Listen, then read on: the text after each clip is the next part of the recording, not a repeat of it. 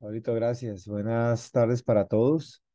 Hoy el tema que vamos a tocar en nuestra revisión de fisiología es muy interesante porque definitivamente es algo transversal que nos toca manejar a todos los médicos que estamos en cuidados intensivos pediátricos y es entender un poquito los cambios en términos de farmacocinética y farmacodinámica que los antibióticos pueden llegar a tener en los niños que están en estado crítico. Para mí es motivo de gran felicidad presentar a María Camila Pérez, que es residente de primer año de cuidado intensivo pediátrico de nuestro programa de la Universidad de La Sabana y que adicionalmente hoy es un día supremamente especial para ella porque está de cumpleaños. Entonces le tocó de regalito hacer la presentación hoy.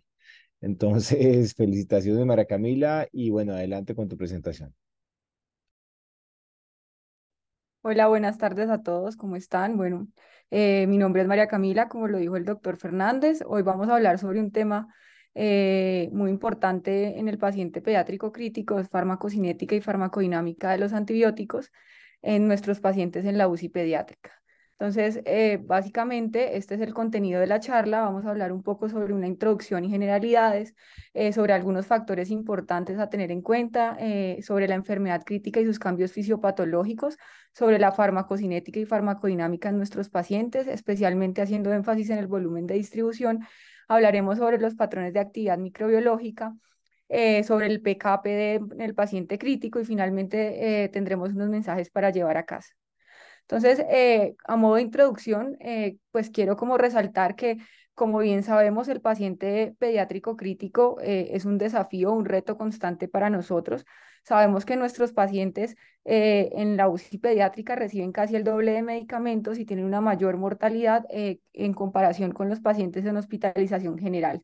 Sabemos que el control de la fuente de infección asociado pues a una terapia antimicrobiana adecuada van a ser la estrategia que va a ser más efectiva para el manejo del paciente séptico. Sin embargo, sabemos que los regímenes convencionales y las guías tradicionales pueden ser no apropiadas para nuestros pacientes, ya que rara vez, como sabemos, tienen en cuenta la fisiología alterada, la severidad de la enfermedad. Sabemos que para la realización de estas guías en las cuales pues nos pautamos, en ocasiones no se tienen en cuenta el estado crítico del paciente y se utilizan pacientes sanos o ambulatorios, los cuales no van a evidenciar las diferencias fisiológicas y farmacológicas encontradas en el paciente en estado crítico. Por esta razón, el uso de una dosis única o la premisa de una dosis encaja en todos no es una aproximación correcta que nos va a llevar a una exposición antimicrobiana usualmente insuficiente y en algunos casos nos puede generar una falla terapéutica en los pacientes. Por esta razón es muy importante hablar de este tema y es fundamental tener en cuenta todos los cambios fisiológicos que ya vimos en la presentación pasada con Pamela, y es fundamental optimizar la terapia antimicrobiana utilizando los principios de la farmacocinética y farmacodinámica. Ya a modo de introducción, hablando un poco más del tema, pues es muy importante al hablar de farmacocinética y farmacodinámica mencionar al doctor Alan Forrest, quien pues es un científico que ha trabajado en la Universidad de California, es el pionero en el campo del modelo de la farmacocinética y farmacodinámica, ha desarrollado y desarrolló modelos puente entre los datos in vitro y la práctica clínica, generando estrategias muy importantes que utilizamos en la actualidad para obtener una dosis óptima utilizando métodos para el análisis de la farmacocinética y la farmacodinámica y dándonos datos importantes para entender la dinámica bacteriana. Entonces, al entrar en el tema, vamos a tener pues como a definir rápidamente qué es un antimicrobiano. Entonces sabemos que un antimicrobiano va a ser una sustancia capaz de actuar sobre los microorganismos. Estos son pues virus, bacterias, hongos y parásitos, inhibiendo su crecimiento o destruyéndolos. Los antibióticos van a ser sustancias producidas por el metabolismo de organismos vivos, principalmente por hongos y bacterias, que van a poseer la habilidad de inhibir el crecimiento o destruir microorganismos. Sabemos entonces que los antibióticos se pueden clasificar de diferentes formas, de acuerdo a su origen, pueden ser biológicos, como son los naturales, sintetizados por organismos vivos como la penicilina, pueden ser semisintéticos, que van a ser obtenidos por modificación química de antibióticos naturales, o pueden ser sintéticos, que van a ser generados mediante síntesis química. También los podemos clasificar de acuerdo a su mecanismo de acción. si estos son, si tienen acción a nivel de la síntesis de la pared celular, de la replicación del ADN, de la síntesis del ARN, síntesis de proteínas en el ribosoma 30S o 50S, o si son, actúan a través de antimetabolitos. También es importante mencionar si son bactericidas o bacteriostáticos.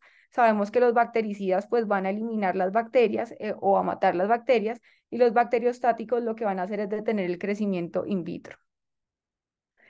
Entrando un poco más en el tema, entonces es fundamental al hablar de PKPD, de los antibióticos y el paciente crítico, establecer unos puntos importantes a entender, especialmente en ciertos elementos que van a ser fundamentales para entender la respuesta del antibiótico y del huésped. Entonces sabemos que es muy importante tener en cuenta las características del microorganismo, es decir, el tipo de microorganismo que vamos a tener en el paciente, su resistencia natural, el inóculo, que va a ser básicamente el número de bacterias que van a causar la infección, el sitio de la infección y el MIC. En cuanto a la infección en el paciente, es súper importante tener en cuenta pues obviamente en dónde se da la infección, en qué tejido está, si el paciente tiene un microorganismo que es resistente o es susceptible, si el paciente ha tenido antecedente de colonización previa, y es muy importante tener en cuenta los factores del huésped, es decir, si el paciente es inmunocompetente, si tiene alguna patología previa, si es un paciente inmunosuprimido, su esquema de inmunización y el uso de antibiótico previo. Adicionalmente, en el huésped es fundamental tener en cuenta si hay compromiso multiorgánico, si hay compromiso cardíaco, renal o hepático. Sabemos que todo esto nos va a alterar el volumen de distribución y el metabolismo del antibiótico, y también es importante tener en cuenta si ha tenido reacciones medicamentosas previas y el microbioma, que cada vez pues toma más cabida en este tema. Sabemos que el uso de antibióticos previos en el paciente induce a una disminución de la diversidad microbiana. Esto se traduce en la pérdida de la riqueza del ecosistema del microbioma, y esto genera una hiperproliferación de especies resistentes que va a generar un aumento de la carga microbiana. Entonces, por eso también cada vez más se habla sobre el microbioma en nuestros pacientes. Entonces, en cuanto a las generalidades, teniendo en cuenta lo del tipo del microorganismo, y vamos a hablar más adelante de las bacterias y de los patrones, este triangulito o esta gráfica nos expresa muy bien la interrelación que existe entre el paciente, el antibiótico y la bacteria, y lo que tenemos que tener en cuenta en esta relación. Sabemos que el éxito de la terapia antimicrobiana pues va a depender de varios factores bacterianos, como por ejemplo la susceptibilidad in vitro, la tolerancia al antimicrobiano, el efecto inóculo que ya les había explicado, pero también va a depender de factores del paciente, estos tales como comorbilidades previas, como el estado inmune del paciente, el tipo de infección, y también entre la interrelación o la relación que existe entre el paciente y la bacteria. Esto se va a establecer mediante la farmacodinamia, que vamos a hablar más adelante, como el volumen de distribución, la absorción, el metabolismo y la eliminación, como también la unión a proteínas y la penetración a tejidos. Entonces, para entender bien este tema, es importante que repasemos un poco de las gráficas o la curva de concentración y tiempo. Rápidamente, pues definir, aunque lo vamos a ver más adelante, que la farmacocinética es la relación que se va a establecer entre el antimicrobiano y el paciente, y va a incluir procesos de absorción, de distribución, de metabolismo y eliminación que en general nos van a dar una curva de concentración-tiempo. Y la farmacodinamia nos va a describir la interrelación que existe entre el perfil farmacocinético del antimicrobiano y la susceptibilidad in vitro de la bacteria. Entonces, en esta curva clásica de los antibióticos, vamos a ver una relación entre la concentración y entre el tiempo. Entonces, vamos a encontrar unas fases. En primer lugar, la fase de absorción. Posteriormente, vamos a encontrar la fase de postabsorción, la fase de eliminación del medicamento, y vamos a ver unas concentraciones. Entonces vamos a encontrar la concentración máxima, una concentración mínima inhibitoria, que vamos a hablar de ella más adelante, y una concentración tóxica. Según los tiempos, también podemos hablar de un tiempo de latencia desde la administración del medicamento hasta que se logra la MIC, y también vamos a encontrar el tiempo máximo, que va a ser el que está correlacionando las concentraciones máximas, y el tiempo eficaz, que va a ser en donde todas las concentraciones del antibiótico se van a mantener por encima de la concentración mínima inhibitoria. Entonces, esta frase me gustó mucho y es que la farmacocinética y la farmacodinámica son el link entre dosis y resultado. Nos van a mostrar una fuerte relación entre la exposición y el efecto y nos van a hablar de la eficacia del antimicrobiano teniendo en cuenta ciertos parámetros. Sabemos entonces que para que esto suceda tiene que establecerse una adecuada absorción, tenemos que hablar sobre el nivel sérico, la distribución y penetración del medicamento, la potencia del medicamento de acuerdo al antibiótico que estemos utilizando, la exposición al microorganismo in vivo, esto se traduce en la concentración PK, perdón, y el curso en el tiempo del tratamiento antibiótico. Esto nos habla entonces de las dos relaciones entre la farmacocinética y farmacodinámica, y en la farmacocinética vamos a encontrar el esquema de la dosis, todas las fases que ya hablamos, el curso en el tiempo de los niveles del medicamento y finalmente vamos a ver cómo estos niveles de medicamento se van a manejar durante un tiempo determinado en los tejidos y en los fluidos, en el sitio de infección, el efecto farmacológico que van a tener y el curso en el tiempo de la actividad antimicrobiana. Para establecer como puntos importantes en este tema, si bien vamos a hablar sobre, digamos que la farmacocinética, farmacodinámica de los medicamentos, pues obviamente de los antibióticos, para entender cómo es el comportamiento, pues es muy importante establecer cómo se comportan nuestros pacientes en la unidad de cuidado intensivo pediátrico, si bien ya lo hemos tocado previamente. Voy a hacer un repaso rápido y es importante para ver por qué hay cambios y por qué debemos hacer algunos cambios en los antibióticos. Entonces sabemos que en los pacientes críticamente enfermos existe un estado de inflamación sistémica en donde se genera una disfunción endotelial, alteración a nivel del glicocálix con una alteración del flujo. Esto va a ser secundario a múltiples procedimientos que realizamos en la unidad de cuidado intensivo, incluyendo el uso de líquidos endovenosos, el uso de medicamentos vasoactivos e inotrópicos, también el estado del paciente por secundario pues va a generarse una hipoalbuminemia que genera una menor unión a proteínas, las interacciones medicamentosas y el uso de terapias extracorpóreas como ECMO.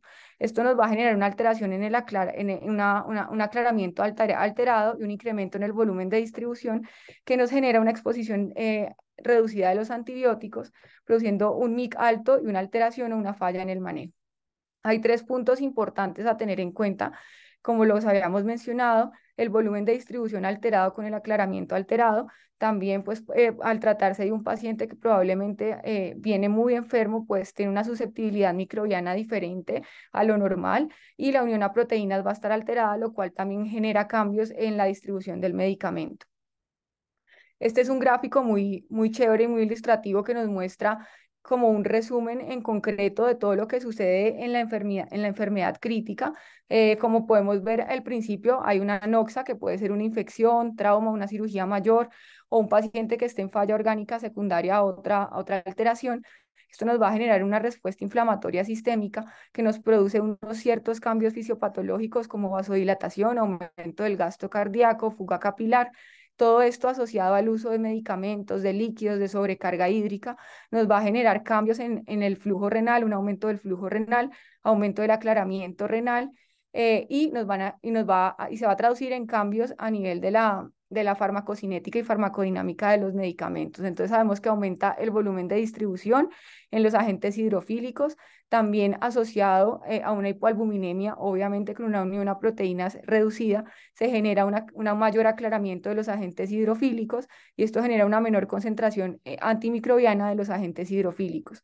Por otro lado, los pacientes con falla orgánica pues pueden tener un compromiso hepático y renal y pueden estar también utilizando un circuito extracorpóreo que a la vez nos va a generar aumento del volumen de distribución. En contexto, en el paciente de falla hepática se puede producir una disminución en el aclaramiento en agentes lipofílicos con un aumento en la concentración antimicrobiana en estos medicamentos. En cuanto a lesión renal aguda, pues hay una disminución del aclaramiento de los agentes hidrofílicos y se genera un aumento de la concentración antimicrobiana de estos medicamentos, lo cual pues va a generar cambios en toda la farmacocinética y farmacodinámica en los pacientes. Entonces, hablando ya de farmacocinética, es muy importante saber que pues, va a ser el cambio de concentración sobre un periodo de tiempo. Este pues va a estar dado por tres fases importantes. La primera es la absorción, la segunda es la distribución y la tercera es el metabolismo y la eliminación.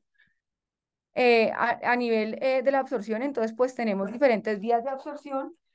Puede ser endovenosa o gastrointestinal. Sabemos que a nivel endovenosa la biodisponibilidad va a ser del 100% versus gastrointestinal que va a ser el 55%. Esta absorción también va a depender si la sustancia es lipofílica o hidrofílica. Por otro lado, vamos a tener la distribución. Entonces, en la distribución sabemos que esta va a depender de la unión a proteínas, de la penetrancia a los tejidos y del volumen de distribución que vamos a hablar más adelante. Y finalmente, en cuanto al metabolismo y la eliminación, pues esta va a depender mucho del funcionamiento renal adecuado, si existe pues una adecuada filtración glomerular, secreción tubular y absorción tubular. En cuanto a las curvas, entonces aquí podemos ver la curva de farmacocinética, en donde vamos a encontrar una concentración máxima, que básicamente va a ser la cantidad máxima de concentración de un fármaco después de la administración del mismo. Vamos a encontrar la vida media del antibiótico, que siempre nos va a demostrar o mostrar el tiempo que se demora en disminuir el 50% la concentración plasmática del antibiótico.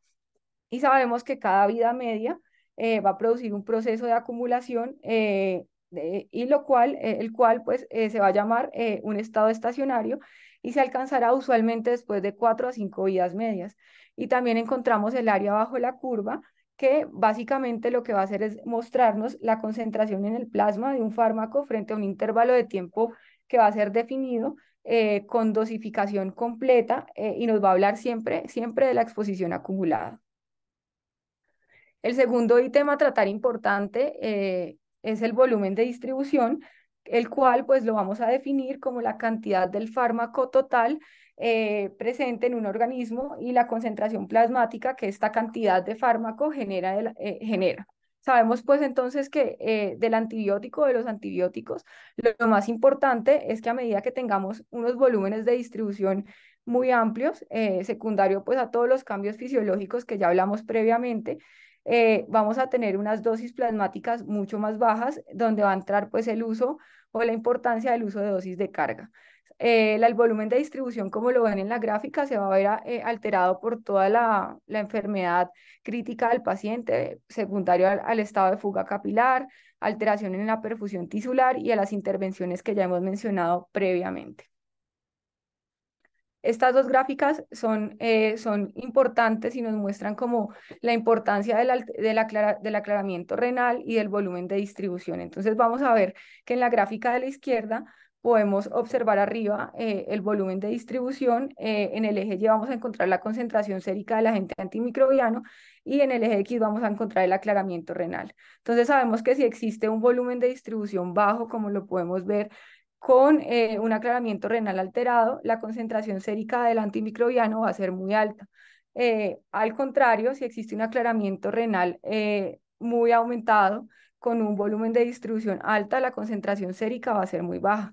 Por esta razón, entonces vemos que para obtener un target adecuado de concentración antimicrobiana, pues vamos a necesitar tener un aclaramiento renal adecuado o normal y un volumen de distribución normal, lo cual pues muy pocas veces ocurre en el paciente crítico.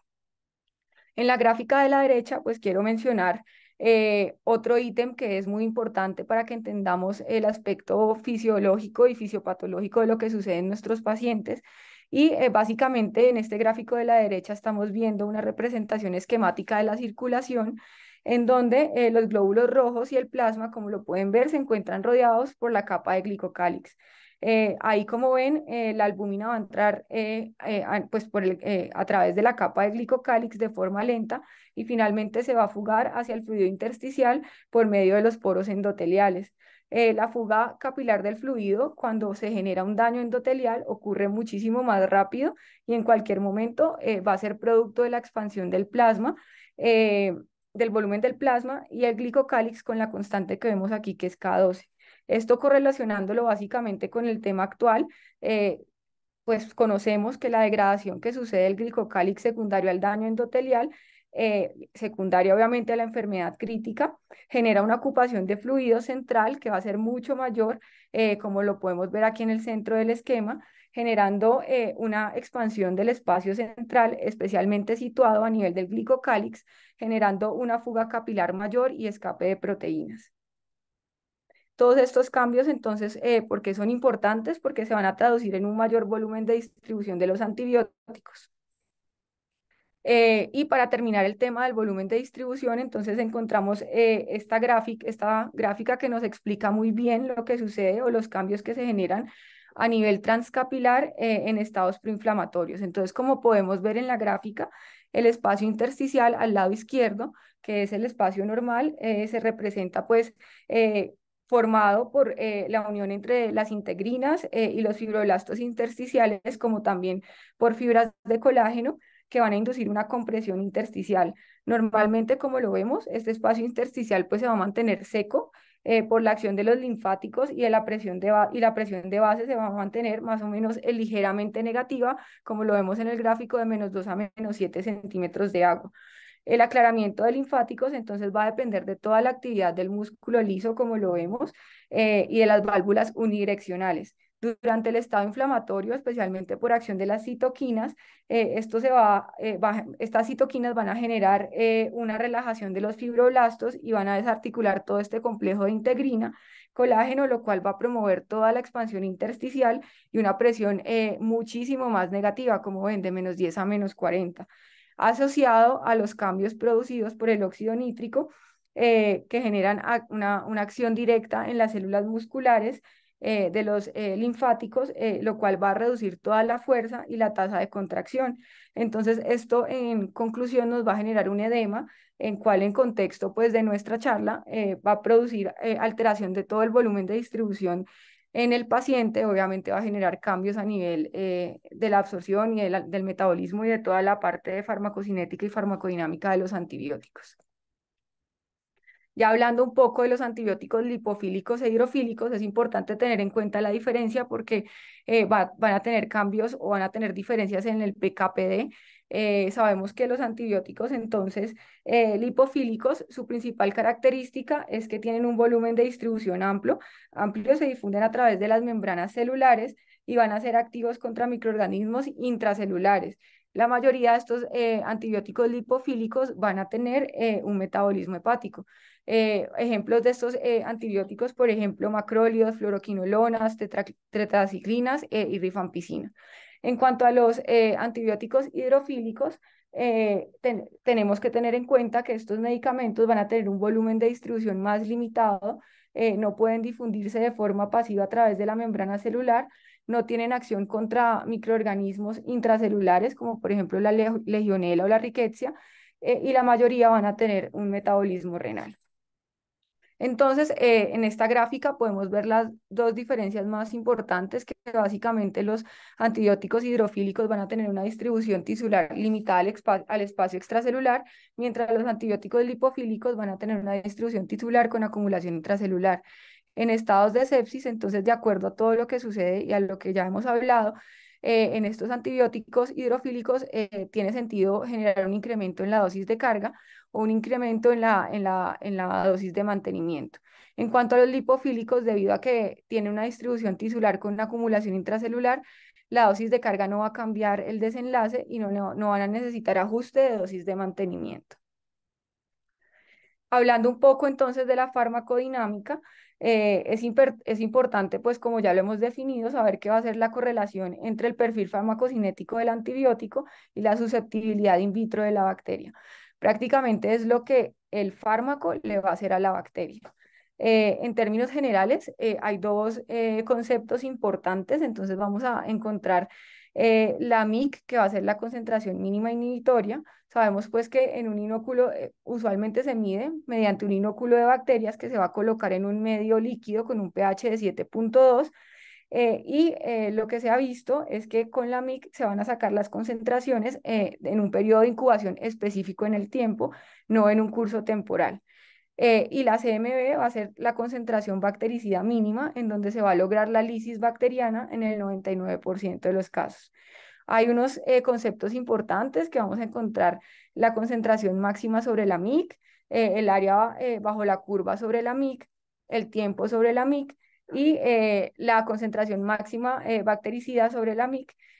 A partir de este último ítem, podemos decir que que si es mayor a 4 va a ser un antibiótico bactericida y si es menor a 4 pues va a ser bacteriostático. Entonces, en cuanto a la concentración inhibitoria mínima, sabemos que va a ser la concentración más baja de antibiótico que inhibe el crecimiento de 10 a las 5 unidades formadoras de colonia. Básicamente se puede clasificar entre que sea sensible, intermedio o resistente, y esto pues obviamente va a depender del microorganismo que tengamos. Ya hablando un poquito más allá, vamos a hablar de los patrones de actividad microbiológica. Básicamente van a ser tres patrones importantes.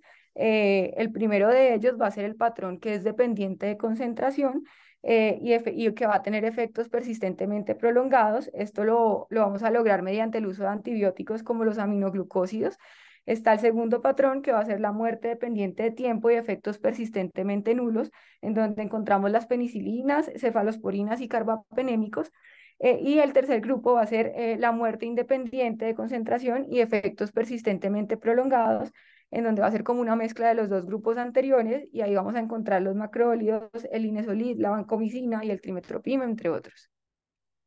Hablando sobre los antibióticos concentración dependiente, entonces aquí básicamente estamos hablando de medicamentos que van a tener una acción más rápida si tenemos concentraciones más altas en el tiempo, como lo podemos ver en la gráfica. Debemos mirar entonces la concentración máxima sobre el MIC o el área bajo la curva sobre el MIC, que siempre debería tener unos valores altos, y esto obviamente va a cambiar dependiendo del tipo del antibiótico. Hay unos efectos que tenemos que tener en cuenta en el tiempo. El primero va a ser el efecto postantibiótico, el cual hace referencia a la supresión persistente del crecimiento bacteriano después de un periodo de exposición de las bacterias al agente antibiótico. El segundo es el efecto paleo-pale, que se da después de la exposición al antibiótico, y esto es porque los microorganismos pueden ser más susceptibles que las bacterias no tratadas a la actividad del antibiótico, el cual estamos utilizando, y este efecto básicamente va a hacer referencia a la elevación de los leucocitos postantibiótico. Y el tercer efecto va a ser la tasa de crecimiento bacteriano, y sabemos pues que estos efectos solamente los vamos a encontrar en los fármacos que van a ser concentración dependiente. Ya hablando de los tiempos dependientes, entonces siempre vamos a buscar tener tiempos prolongados con concentraciones por encima de la MIC. Los objetivos que tenemos que tener en cuenta es que estos medicamentos duren por encima de la MIC un tiempo prolongado, o que tengan un área bajo la curva sobre el MIC alta. Uno de los antibióticos tiempo dependientes pues más utilizados va a ser la vancomicina. Sabemos que es la vancomicina, sabemos que en estos antibióticos tiempo dependientes no van a aumentar la eficacia del antibiótico con dosis altas, y usualmente la estrategia terapéutica va a ser la infusión continua. En cuanto a las estrategias farmacológicas, entonces encontramos diferentes estrategias que van a depender mucho, obviamente, de las características de cada antibiótico. La primera estrategia pues va a ser los bolos. Sabemos que nos va a garantizar unas dosis altas en corto tiempo, nos ayuda a lograr una concentración máxima más larga. Sin embargo, pues la desventaja es que deben administrarse varias dosis a lo largo del tiempo. La segunda va a ser la infusión extendida a 3 horas, que básicamente estas dosis, aunque no generan los mismos picos de concentración que los bolos, nos van a garantizar unos tiempos más prolongados por encima de la MIC que de los bolos. Y finalmente la tercera estrategia va a ser la infusión continua a 24 horas, que nos va a garantizar unas concentraciones por encima de la MIC más prolongadas a lo largo del tiempo. Sin embargo, pues no nos va a garantizar unas concentraciones pico a lo largo del día, sino una concentración, digamos que tratar de que esta concentración sea por encima de la MIC lo más constante posible. Hay otras estrategias que describen algunos artículos, y la literatura, que es la infusión intermitente, que básicamente se da mediante la infusión en un periodo de 15 a 120 minutos. Está la infusión continua, la cual ya mencionamos. Sin embargo, también se describe infusión continua de 12 horas, y también hay de 24 horas. Y está la infusión prolongada, que es la administración del antibiótico, que se va a realizar en un periodo de tiempo más largo de lo habitual, usualmente de 2 a 4 horas, con el fin de emular los niveles séricos de una infusión continua. Digamos que esta forma de administración lo que se describe es que disminuye las fluctuaciones propias de la administración en bolo o de la infusión intermitente. Teniendo en cuenta entonces lo que podemos hacer como estrategia farmacológica, hay que también ver el otro lado y ver qué sucede si utilizamos este tipo de estrategias en nuestros pacientes. Entonces, estas son algunas consideraciones que debemos tener en cuenta si utilizamos infusiones extendidas o infusiones continuas en el manejo del paciente crítico. Principalmente en la literatura, una de las mayores inconvenientes que encontramos en cuanto a la infusión continua va a ser está relacionado con la estabilidad del antibiótico administrado. Especialmente esto lo vamos a encontrar en los carbapenémicos y las incompatibilidades que vamos a hablar ahorita un poquito más adelante con otros fármacos. Por ejemplo, si estamos hablando de los carbapenémicos, se va a limitar el uso en infusión a 3 a 4 horas, a menos que esta solución se reemplace regularmente, porque si no se genera una inestabilidad de la solución y pues va a generar alteración en toda su farmacocinética y farmacodinámica. Otro ejemplo importante es la ceftazidimab, en la cual pues también se describen bastantes problemas de inestabilidad si la sustancia supera los 25 grados de temperatura ambiente, por lo cual va a requerir reemplazo frecuente de la solución, limitando su uso. Otro aspecto que tenemos que tener en cuenta, por ejemplo, en las unidades de cuidado intensivo, es el uso de las bombas de infusión, ya que se debe procurar administrar totalmente la solución, ya que en ocasiones pueden sobrar como líquido llamado espacio muerto en el dispositivo de infusión, que en ocasiones puede ser hasta 22 mililitros. Usualmente en los antibióticos podemos utilizar soluciones pues pequeñas como de 100 mililitros y este espacio muerto sería una cantidad importante que se va a desperdiciar y que pues no se va a utilizar en nuestro paciente. El otro problema es la incompatibilidad con otros fármacos, pues sabemos que esto lo mejoramos utilizando una vía de acceso exclusiva para el antibiótico, sin embargo no siempre es posible. Y finalmente está la toxicidad asociada al uso de infusiones. Hay muchos artículos, especialmente en adultos, que describen el uso de vancomicina, la diferencia entre utilizarla en bolos, utilizar infusión continua. Realmente la evidencia no es muy concluyente, pero se describe que la infusión continua en ocasiones, de acuerdo al estado del paciente, puede generar una mayor toxicidad renal. En especial en la parte neurológica se ha asociado el uso de betalactámicos en infusión continua con toxicidad neurológica y pues también hay que tener en cuenta estas consideraciones pues, para el uso de estas infusiones. Estos son unos puntos importantes a tener en cuenta en los grupos principales de antibióticos. Sabemos que los aminoglucósidos, digamos, en una de sus recomendaciones importantes es que son concentración dependiente y la ideal es tener un área bajo la curva sobre el MIC entre 100 a 180. Se habla de una recomendación de administrar de 1 a 2 veces al día y utilizar una dosis de 30 miligramos por kilo en choque séptico de amicacina. En cuanto a los betalactámicos, son tiempo dependientes y se habla del uso de una dosis de carga con uso de posterior y una infusión prolongada extendida. En cuanto a los glucopéptidos, entonces hablamos, obviamente sabemos que son de eliminación renal. Lo ideal es tener un área bajo la curva sobre el MIC mayor a 400, que va a ser el parámetro que más nos va a hablar sobre el uso de la vancomicina y su efectividad. Se habla del uso de una dosis de carga de 25 a 30 miligramos por kilo, seguido por la dosis de 15 miligramos por kilo cada 6 horas. Y en cuanto a los azoles, se describe el uso de una dosis de carga inicial y posteriormente una infusión de 6 a 12 miligramos por kilo día. Ya terminando la charla, entonces es importante hablar sobre el índice PKPD. Sabemos que este índice obviamente va a cambiar por cada grupo de antibiótico que tengamos. Debemos tener en cuenta pues el patrón microbiológico de cada antibiótico. La meta pues va a ser lograr índices óptimos en cada medicamento que utilizamos.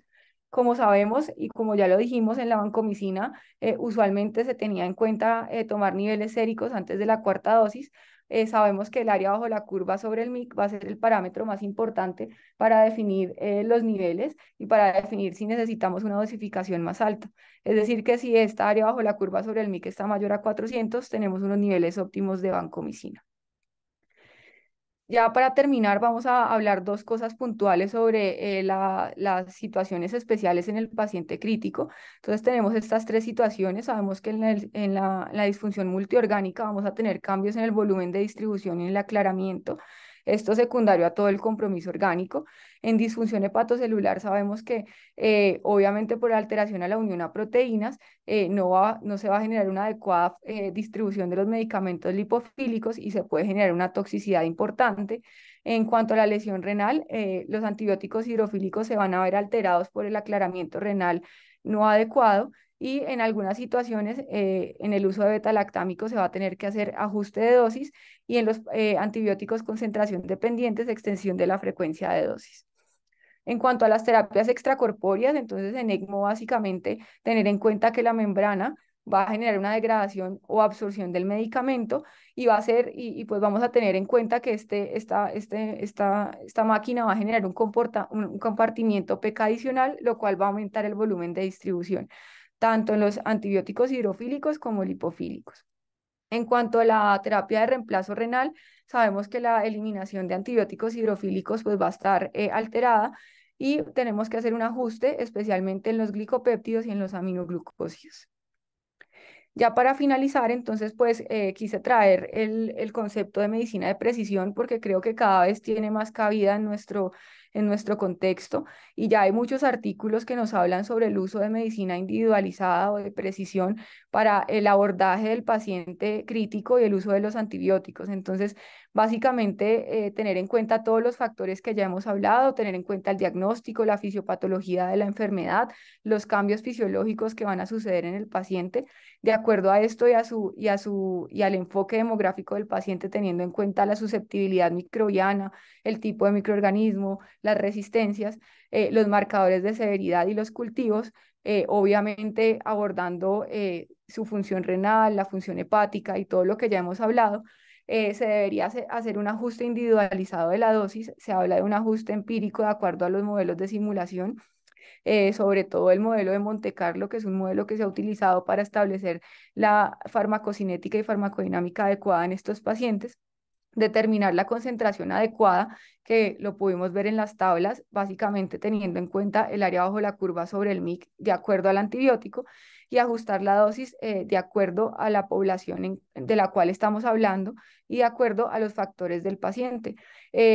Hay algunos artículos que son muy interesantes porque nos dividen al paciente en alto o bajo riesgo teniendo en cuenta los factores inmunológicos o las comorbilidades previas del paciente. De acuerdo a esto se hacen los ajustes. Especialmente hay mucha literatura descrita en el paciente oncológico crítico pediátrico, más que en el paciente crítico normal, en donde se habla de la importancia de hacer ajuste individualizado de las dosis de los antibióticos de acuerdo a la estrategia que querramos utilizar y el antibiótico que tengamos en mente. Y de acuerdo a esto, pues vamos a implementar una dosis adecuada y correcta para el paciente que nos va a funcionar pues de una forma más correcta y a lo largo del tiempo y de forma dinámica. Ya pues para terminar, entonces es importante que tengamos en cuenta todo este tema, pues porque como lo vimos, el análisis PKPD nos va a generar una optimización de los regímenes de dosificación y nos va a disminuir la resistencia antibiótica. Con su adecuada interpretación, sabemos que nos va a ayudar a mejorar la probabilidad de éxito y nos va a reducir los efectos adversos de los medicamentos, especialmente la toxicidad. Sabemos que los modelos de simulación asociados a las características fisiopatológicas e individualizadas a cada paciente nos van a permitir una aproximación más juiciosa o más acuciosa en la terapia antibiótica y esto nos va a permitir llevar a cabo e implementar la medicina de precisión de acuerdo a las características de cada paciente. Y ya esto era todo lo que les quería hablar hoy. Muchísimas gracias.